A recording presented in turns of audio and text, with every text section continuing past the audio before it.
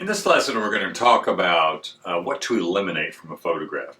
Because when we take a picture, there's a reason you like that photograph or the reason you took it. And that's what you want to zero in on. That's what you want to build around. Decide what it is that's most important. Then as you move out from there, what it is you can eliminate. Because there's always tons of things in photographs that don't help the composition, just full of detail. And you want to decide what's important and what's not. Now in this lesson we're going to talk about what we can eliminate in a photograph, what we don't need, and when we eliminate it, how does it help the painting. And the first thing I want to go over is when we take photographs, they're digital now. I'm assuming not everybody out there is using film still. But with digital you have the option of putting it in the computer and adjusting the brightness, contrast. If you don't have Photoshop, you can download, it's a free download, it's called GIMP, G-I-M-P, so it'd be www.gimp.com. And you download it on your computer, bring it up, put photographs in it, and you can do the same thing. You can adjust the brightness, lightness, darkness, contrast, and a few other things. That's basically all I do. I put my photograph in Photoshop and then I open up image adjustments and I just go to brightness and contrast. I don't mess with the color on Photoshop unless I'm going to go into the painting aspect of it and change the color that way. And then I can make this darker, and you can see in the photograph that's a lot better than that. It's too washed out. All these values are too light. Darks are probably a little too light, and the lights are really too light. The minute I just make the brightness darker, it pops things. There's more color. Then I can push more contrast. And that pushes the difference between the dark and light. Sometimes I have to reduce the contrast. If there's too many strong darks, I can lighten those darks a little bit by just reducing the contrast. But this is real helpful. It's very simple. Just put in Photoshop, go up to images, and find brightness and contrast. And just do that. And I do that to all the photographs because most of the time they're too light and I have to darken them slightly to bring some of the color out. Once in a while they're too dark and I have to reduce the contrast. So that being finished, this is better value relationships. More color in the lights now. Darks are a little bit darker. Now I want to decide how to change it. And you have to think first why you took the photograph. What do you think the focal point was or is? Or what draws you to that photograph. In my case here, what drew me to take this photograph? And so my focal point, and it's usually not just an object, it's usually an area. And I like these aspens in here, even though it's summertime and everything's green. I can push these aspens a bit lighter, maybe even a bit more yellower, doesn't matter. To me, color-wise, changing it is the value that matters. But a little bit of the sky, I like these trees. It's very interesting with the lighter trunks against the dark background. And then some of the water in here. But this has the most contrast in it in this area, and also the variation of color in the white trunks. So that's my focal point. So once I determine that, everything else is up for grabs. Everything else is peripheral. So first thing I want to get rid of is this bush. That's a strong vertical. It takes up, I don't know, maybe a sixth of the painting. It's a big unnecessary shape. So I'm going to get rid of that. And what I would do is have just continue this bank on down. And just pull that over, pull the water over. And all I'll be doing is copying, picking a couple of the values and colors in the water and just making it bigger, pulling it out more. Then also, all this stuff in here, tall grasses, tall shrubbery. Here, kind of tall grass, tall shrubbery. The values kind of blend together. And again, everything is kind of upright. So what I want to do is eliminate some of that. First thing I'll do is decide I want to lay some of this flat. So I'm just going to use these kind of horizontal lines that kind of follow the form a little bit. All this I'll make a lot flatter. Brush strokes will be more horizontal or following the slant, just like it follows it in here. And I want to cut down on some of this shrubbery and tall grass. So I'm eliminating some of that shrubbery and I'll make some of that, just filling in with this value, this hillside up here, putting it down there. Same thing in here. And the same thing in here. I want a more interesting, kind of organic looking shape. And I'm going to flatten out all these areas. And that's going to create more contrast because I'm going to make these vertical shrubbery, tall grasses. They're vertical, they're not flat. They're a different plane. Make them darker. And I'm going to lighten up on these flatter areas. And this is a simple thing. I'm not completely changing things and make things totally different. So what that would look like, and well, a couple of other changes too. These trees here in the background, maybe these back in here, and back in here, I'm going to push, I might have some of it shows through in there, push them a lot bluer. So what that looks like real quickly, I want to get a bit more of just a bluish green. And the computer's kind of helpful in this, and Photoshop. The minute I push these, and it doesn't have to be quite this blue, but this is effective. You don't have to sneak up on them. It doesn't have to be a real subtle change at first. Blast that in there, because right away that gives me instant distance. Then if I want a lighter yellow green, and I'm looking at here on these lighter planes, I want the equivalent on the palette of white, cad yellow, orange. That gives me a yellow orange, and yellow orange mixed with blue gives me kind of a muted yellow green, because the orange kind of mutes it. So, and I will of course get the right value and make this more opaque. In other words, I'd be painting it a lot thicker. Now I can vary the color, but if I get it in here first as a larger shape, then I might add a bit more orange to it. Or I could add a little bit of red. Just want to change up the color a little bit. I'm not thinking, gee, what color is going to work perfectly here. I know it's going to be light. I know it's going to be more on the yellow-orange side of green. So don't hesitate to push things.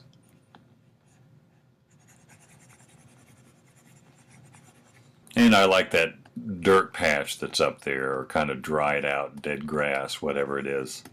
And again, I'm not matching the photograph. Photograph's a little too light. But all I'm thinking about here is that these are lighter, either flatter or slanted. Then on the verticals, I want to go darker. I mean, they're still sunlit.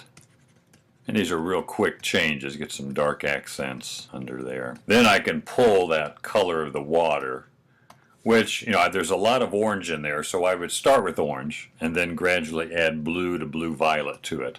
And that's how this is like a little better value than what's in the photograph. And then just pull this on over.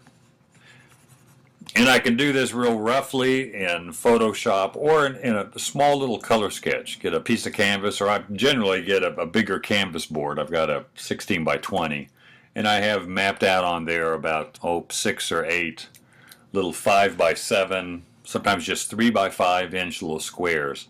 And I use those to do little color studies where I'm just filling in the big planes and trying to eliminate some things and maybe change up colors just a little bit. But that gives me a different view than that. It gets rid of some of the clutter, especially in these I'm flattening out a lot of these areas to create some more value change in the foreground. And again, these colors are, that's a little better view of that.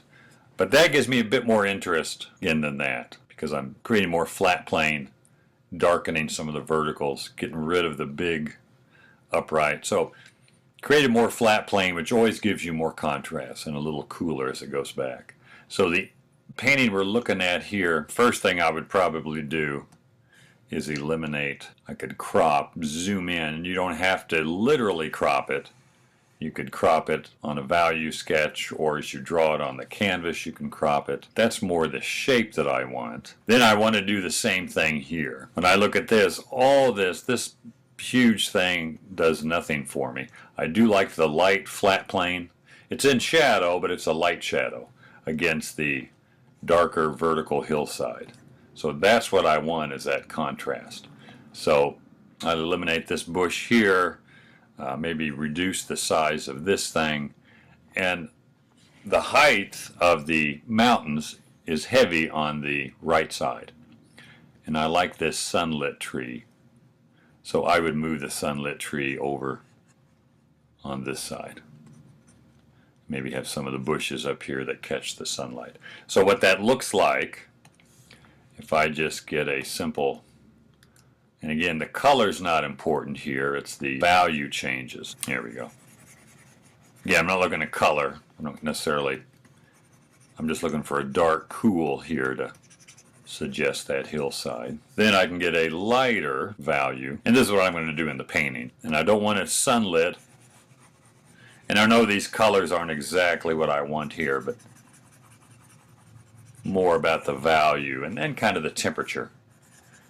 Now I will have some darker shrubbery that are in there, and I can place these around. Again, these are vertical shrubbery, so they're going to be darker than the flat. Then the sunlit tree that was over here, I'll move it over to there.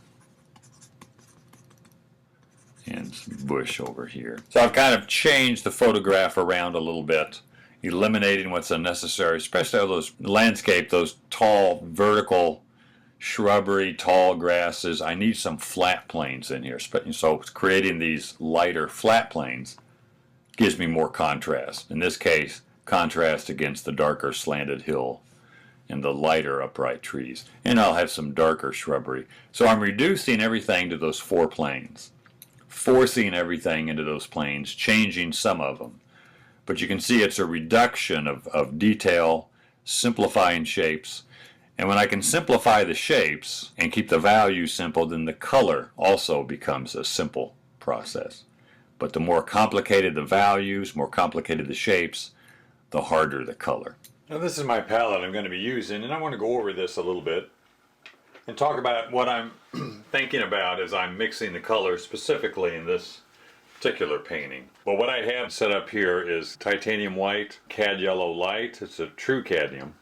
This is a cadmium orange hue. Doesn't need to be a true cadmium, it just gives me an orange from the color wheel. Generally I have cad red light here. I just ran out and I have some cad red medium and cad red deep. What you want here is just a basic red. It doesn't have to be a cadmium, and in fact this is a hue, it's not a true cadmium. And all 2 colors make a basic red. Like Grumbacher makes a Grumbacher red, Winsor Newton makes a Winsor red, Rembrandt has a Rembrandt red, and it's just a basic red. It's not a cadmium, so it's not as expensive. So I generally get a cadmium red light hue. This is a cad red deep hue. Again, it's just a basic red. It's something other than the alizarin crimson, which is a red violet. So cad red hue, alizarin crimson, which is a red violet. Then ultramarine blue, and then this is dioxazine purple, both of those. I generally will mix up a little pile of dioxazine purple lighter. I'll add half white, half purple, and mix it together. Most of the time I use this is to mute or gray yellow colors. And yellow is generally a light color. So as I'm mixing, I don't want to add a real dark violet to gray down a real light yellow. Like yellow trees, yellow grass, so on, yellow shirt. So I like to have a lighter version. These other colors, like the oranges, more of a middle value already. I could go a little lighter, but it helps to have a lighter version of this because it's so dark. This is the dioxazine purple out of the tube, and this is kind of half white, half purple. Some people will have a dark and light of everything, straight from the tube, and then below it a pile that's half white, half color. And it gives them a dark and light of every color. It's not a bad thing to do. I don't do it except for the purple.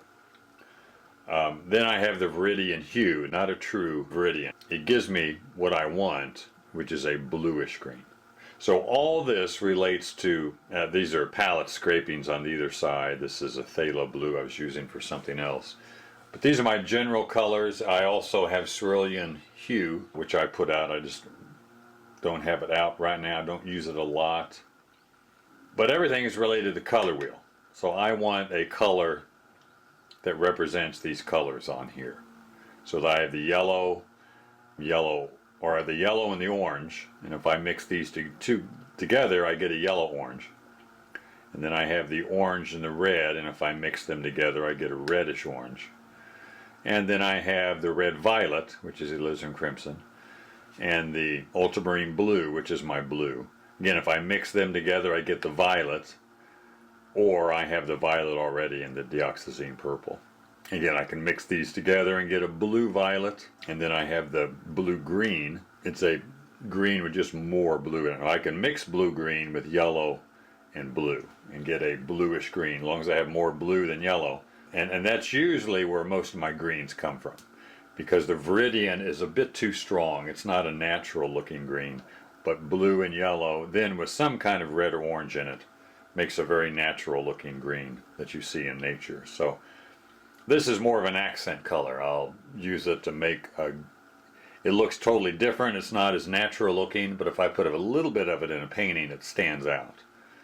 I also use it to gray red colors, red, orange, red, violet.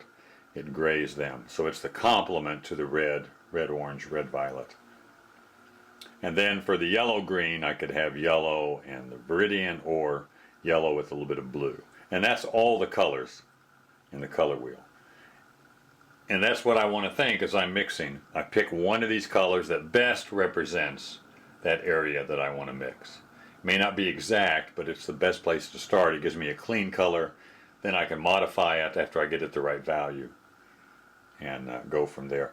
And I'm not after a matching color anyway, so it helps me to think through this process. And again, I spend most of the time mixing. So if I want a yellow-orange, I know I have to mix these two and then modify it.